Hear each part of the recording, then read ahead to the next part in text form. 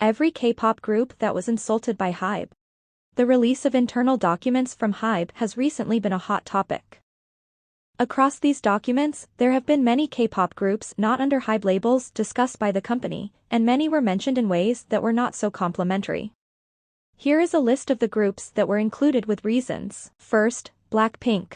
While discussing Blackpink's sales performance, the documents labeled them as being famous for being famous, something considered disregarding to their talents.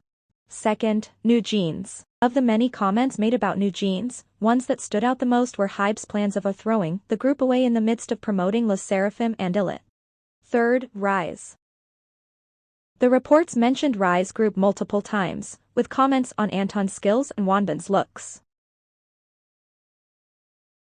Wonbin's look had already raised eyebrows during KCON because his front and profile shots were noticeably different.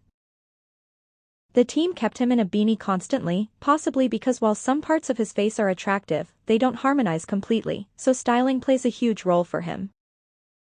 Without the beanie's added height, his proportions were also surprisingly lacking, which might make it hard for him to fully take on the center role.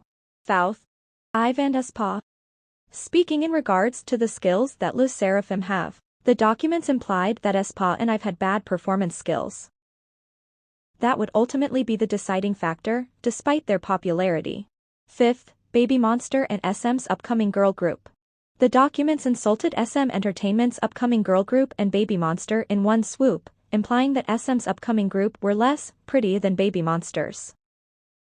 Baby Monster's visuals were also seemingly regarded negatively in the report. The report stated, SM's new girl group. None of them are pretty. Wondered if their trainee infrastructure was even worse than Baby Monster.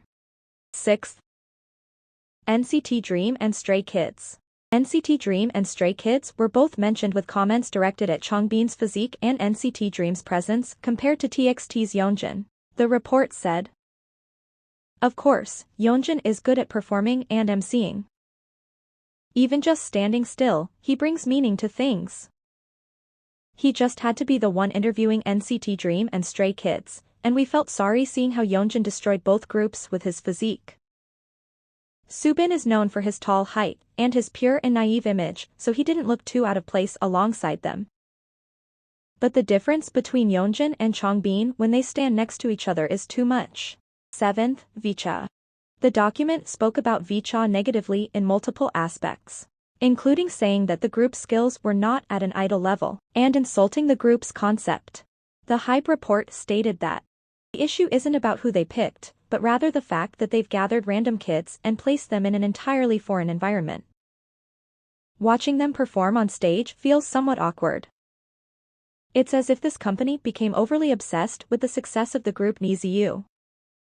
They seem to have randomly selected kids from various countries, trying to make them look cute in the typical JYP way, as if that will automatically attract fans.